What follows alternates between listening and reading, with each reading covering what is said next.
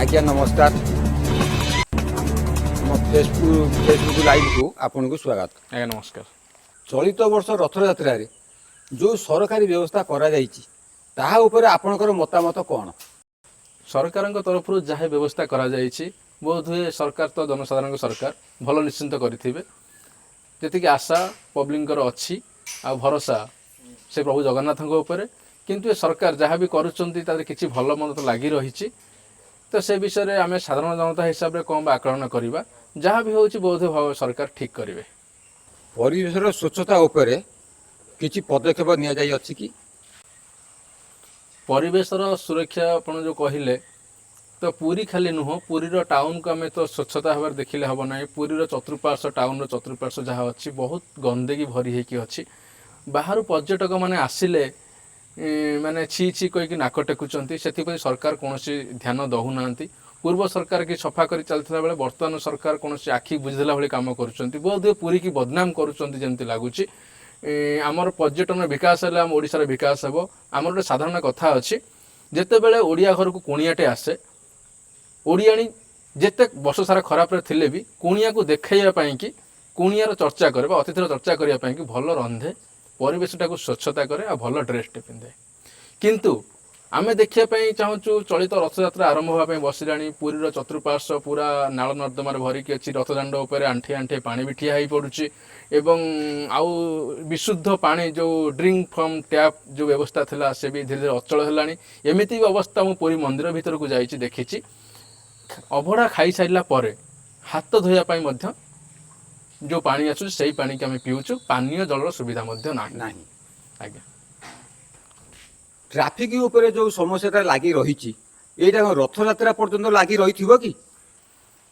हाँ आपन गोटे बढ़िया क्वेश्चन कर ट्राफिक उपर आप जो कहले जो अव्यवस्था बर्तमान देखा मिलूँ साधारणतः पुरी टिके भिड़ हेले ट्राफिक आमर चंदनपुर पर्यंत लगी रोचे। ये विषय में सरकार निहाती आंचलिक परिवहन विभाग को कहते एसटीए भी सजग अच्छा द्वारा ट्राफिक पुलिस विभाग सजग अच्छी। आम जो दूर भावुँ साधारण जनता हिसाब से कारण ये तो सरकार बहुत भल भल पदक्षेप नियंती आम शुणु बीजेपी सरकार किसी खराब नुहति। आपर भी देखापी मिलूँ सरकार गोटे नीति रोचे सरकारी व्यवस्था एवं सरकारी कल ये दीटा मंत्री आमर जो मान प्रशासन विभाग रहा क्या सहित कि खाप खाऊना जहाँफल कि जनसाधारण एथेर सफर होती। नेता मंत्री आसुंच से स्वतंत्र कॉरिडोर बनईकि दर्शन करने पलाउं कौन सी वीवीआईपी आसिले से पलाउंट कि साधारण जनताटे आसिले सका राति हो जाऊँगी कि ठाकुर दर्शन ठीक से करना। ये तो रहा मंदिर में बर्तमान आम जमी दर्शन करुचे जो रथ उपर को ठाकुर जीवे रथ उपर आम दर्शन करवा से यही अवस्था वीआईपी वीवीआईपी मैंने दर्शन करेंगे तो साधारण जनता मैंने निहाती हैरान हेबे। पुनर्बार पूर्व वर्ष भली दला चकटा भाया परिस्थिति हो पारे। तो आम नवेदन करवा साधारण जनता हिसाब से सरकार पूर्व वर्षर होता असुविधा को आखि आगे रखिकी तापर किसी नुआ पदक्षेप नेबे एवं साधारण जनता किभली भाव में प्रभु का दर्शन करें से सजग हेबे। यही वर्ष घोष यात्रा रे सरकार का नियम अनुसार जो रंधा खाद्य उपर रोक लगा जाइछि सेतिपई साधारण जनता उपर किसी प्रभाव पड़ो कि? निश्चिंत बढ़िया प्रश्नटे आप पचारे। सरकार भी विभिन्न नियम चली ये नियम भितर आम साधारण जनता माने फेसी हो जाऊँ केतबेले भूल बही बांटुंट तो केतबेले लक्ष्मीपुराण बांटियापाई कि नुआ नियम प्रणयन कर राजकोषर क्षति होगा सहित साधारण जनता हैरान होती। आपणकर क्वेश्चन थिला दे रंधा खाद्य वितरण उपर जो सरकार रोक लगे बड़दाण्ड यहाँ संपूर्ण भाव में ठीक कथा नुह। कारण रंधा खाद्य वितरण करने द्वारा खाली भक्त माने नुह बाहर देश जी पर्यटक मैंने आसुले से मैंने सुविधार खाद्य पाई पारुले। तापर गोटे कथा अच्छी आम ओडिया घरे आम जगन्नाथ खाइबा ठाकुर पेट पूरेकी आम खाइबा एवं भक्त मानू खाया दबा।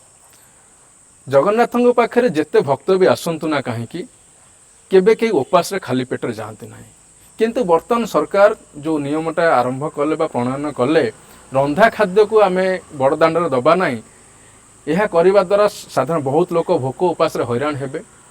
होटेल मालिक माने चढ़ा दर रे खाद्य बिकिबे पर्यटक माने खाया न पाई हैरान हेबे एवं बाहर राज्य बाहर देश में आम ओडिशार ना भोकिला राज्य भाव में ଗୋଟେ ପରିଗଣିତ ହେବ ଯୋଉଠି ଆମେ ଖାଇବାକୁ ଦେଇପାରୁନେ ବା ଖାଉନେ। ପ୍ରକୃତ ଜିନିଷ ସେଟା ନୁହଁ। ସରକାର ଯାହା ଭାବୁଛନ୍ତି ଏଇଟା ବୋଧହୁଏ ନିୟମ ଟିକେ ପରିବର୍ତ୍ତନ କଲେ ରଥଯାତ୍ରା ବହୁତ ଦିନ ବାକି ଅଛି, ନିୟମରେ କିଛି ଆଂଶିକ ପରିବର୍ତ୍ତନ କରାଯାଉ ବୋଲି ଆମେ ଆଶା ରଖୁଛୁ। ବହୁତ ସ୍ୱେଚ୍ଛାସେବୀ ଅନୁଷ୍ଠାନ, ବହୁତ ହୃଦୟବାନ ବ୍ୟକ୍ତି ରଥ ଦାଣ୍ଡରେ ଟନ୍ ଟନ୍ ଚାଉଳ ରୋଷେଇ କରି ଭକ୍ତମାନଙ୍କୁ ଖାଇବାକୁ ଦିଅନ୍ତି ଗୁଣ୍ଡିଚା ଠାରୁ ସୁନାବେଶ ବାହୁଡ଼ା ପର୍ଯ୍ୟନ୍ତ। ତ ଏସବୁ ଜିନିଷ ବନ୍ଦ ଯେତେବେଳେ ହେଇଯିବ, ଯେଉଁ କୋଟି କୋଟି ଭକ୍ତମାନଙ୍କର ସମାଗମ ସେ ଜାଗାରେ ହେଉଛି, ତ ଏତେ ପରିମାଣର ଖାଦ୍ୟ ଆମେ ଦେବା କେମିତି? ଆଉ ଗୋଟେ ସରକାର ବୋଧେ ତାଙ୍କ ରାଜକୋଷକୁ ବଢ଼େଇବା ପାଇଁ ନିୟମ କରିଛନ୍ତି ଶୁଖିଲା ଖାଦ୍ୟ ବଣ୍ଟନ। କାରଣ ଶୁଖିଲା ଖାଦ୍ୟଟେ କିଣା ହେବ ଯେଉଁ ବିସ୍କୁଟ କି ଆପଣଙ୍କର ବ୍ରେଡ୍, କ୍ଷୀର, ଏସବୁ ଜିନିଷ ଯେଉଁ କିଣା ହେବ ଏଥିରେ ଡାଇରେକ୍ଟ ସରକାରଙ୍କ ରାଜକୋଷକୁ ପଇସା ଯିବ ବା ଟ୍ୟାକ୍ସ ଯିବ। ବୋଧେ ସରକାରଙ୍କର ଏଇଟା ଯେଉଁ ବିଶ୍ୱାସ ଅଛି, ଏ ବିଶ୍ୱାସ ଆଜ୍ଞା ଠିକ୍ ନୁହଁ। ଆଉ ଯେଉଁ ରନ୍ଧା ଖାଦ୍ୟ, ଯେଉଁ ଚାଉଳ କିଣୁ, ଡାଲି କିଣୁ, ଯାହା ବି କିଣୁ, ତାକୁ ମଧ୍ୟ ଆମେ GST ହିସାବରେ ସରକାରଙ୍କ ଖାତାକୁ ଯାଏ। ଶୁଖିଲା ଖାଦ୍ୟ କିଣିଲେ ମଧ୍ୟ ଯିବ। କିନ୍ତୁ ସରକାର ତ ଆଜି ଅଛନ୍ତି 5 ବର୍ଷ ପାଇଁକି ପଳେଇ ଯିବେ, କିନ୍ତୁ ଏ ଯେଉଁ ନିୟମଟା କଲେ ଭକ୍ତମାନେ ଆଜି ହଇରାଣ ହେବେ, ସାରା ଓଡ଼ିଆ ଜାତି ବର୍ଷ ବର୍ଷ ପାଇଁ ଇତିହାସରେ ବଦନାମ ହେଇକି ରହିଯିବ। ତ ଆଉ ଥରେ ଆମର ମୁଖ୍ୟମନ୍ତ୍ରୀ, ଯୋଗାଣ ମନ୍ତ୍ରୀ, ଯିଏ ବି ସରକାରୀ ସଚିବ, ଉଚ୍ଚ ପଦସ୍ଥ ଅଧିକାରୀମାନେ ଅଛନ୍ତି, ସେମାନଙ୍କୁ ଆମ ସାଧାରଣ ଜନତାଙ୍କ ତରଫରୁ, ଭକ୍ତମାନଙ୍କ ତରଫରୁ ଗୋଟିଏ ଅନୁରୋଧ ରଖାଯାଉଛି, କୌଣସି ଅନୁଷ୍ଠାନକୁ ରନ୍ଧା ଖାଦ୍ୟ ବିତରଣ ଉପରେ ରୋକ ନ ଲଗାଯାଉ। ଆପଣ କ'ଣ ପାଇଁ କେଉଁ ନିୟମ ବାହାର କରିଛନ୍ତି ତ ଆମ ଅଗୋଚର, ଆମେ ତ କହିପାରିବା ନାହିଁ। ଆମେ ତ ସାଧାରଣ ଲୋକ, ଛୋଟିଆ ମୁଣ୍ଡ ଆମମାନଙ୍କର।